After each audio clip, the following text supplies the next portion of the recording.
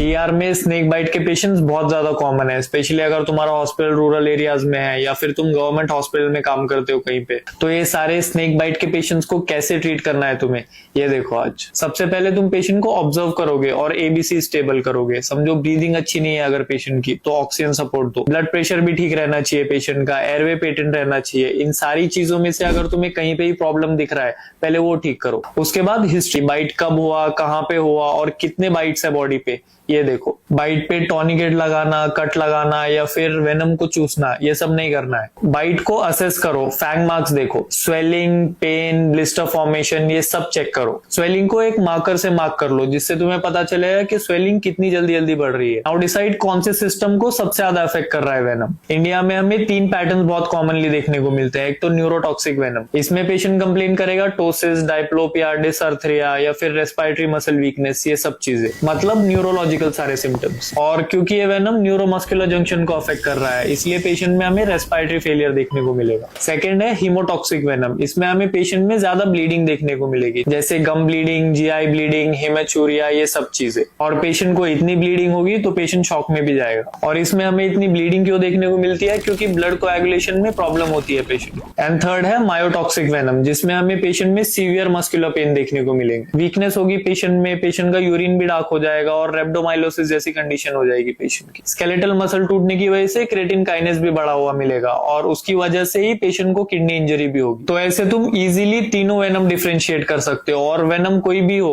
तुम्हें ये सारी इन्वेस्टिगेशंस करनी है पेशेंट की। और ट्रीटमेंट में हमें क्या करना है, सपोर्टिव ट्रीटमेंट दो सबसे पहले। जैसे पेशेंट को पेन ज्यादा हो रहा है तो पेन किलर्स दो, डिस्निया है पेशेंट को तो ऑक्सीजन सपोर्ट दो, फ्लूइड्स दो पेशेंट को ताकि BP मेंटेन रहे पेशेंट का। और सीवियर ब्लड लॉस है तो ब्लड ट्रांसफ्यूज करना ही पड़ सकता है। और अगर पेशेंट रेस्पिरेटरी फेलियर में जा रहा है तो पेशेंट को इंट्यूबेट करो अर्जेंटली। ये सब चीजें सपोर्टिव ट्रीटमेंट में आती है। वेनम का एग्जैक्ट ट्रीटमेंट एंटी वेनम है, जो हमें सिर्फ तब देना है जब वेनम सिस्टमिकली इन्वॉल्व हो, या फिर वेनम बहुत रैपिडली प्रोग्रेस करता हुआ दिख रहा है तुम्हें, तब देना है एंटी वेनम हमें। और dry bytes, non venomous bytes में हमें कुछ जरूरत नहीं होती है एंटी वेनम्स की। बेसिकली ये एंटी वेनम वेनम के टॉक्सिन से बाइंड करता है और उन्हें न्यूट्रलाइज कर देता है ताकि वो और टिश्यूज डैमेज न कर सके। लेकिन एक बात याद रखो, जो डैमेज ऑलरेडी हो चुका है, एंटी वेनम उसे रिवर्स नहीं कर सकता। तो जितना जल्दी हो सके पेशेंट को एंटी वेनम देना है। तो सिंपली हमें पहले पेशेंट को स्टेबलाइज करना है, वेनम देखना है कौन से सिस्टम को अफेक्ट कर रहा है, क्या ये न्यूरोटॉक्सिक वेनम है, कोएगुलेशन को अफेक्ट कर रहा है या फिर मायोटॉक्सिक वेनम है, ये सब चीजें देखना है पहले। और उसके बाद एंटी वेनम ट्रीटमेंट देना है और पेशेंट को सपोर्टिव ट्रीटमेंट देना है। समझो अगर पेशेंट को रेस्पिरेटरी फेलियर हो रहा है तो इंट्यूबेट करो,